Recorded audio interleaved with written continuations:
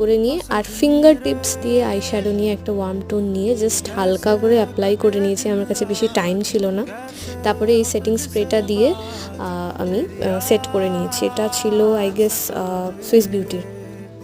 তারপরে মেবেলিনের মাস্কারা লাগাচ্ছি আর মাঝে মাঝে মার সাথে একটু কথাও বলছি, মা তাড়া দিচ্ছিল যে তাড়াতাড়ি রেডি হতে হবে। আর তারপরে এই নেকলেসটা আর যেসব জুয়েলারি পরছি সবই আমার বানানো।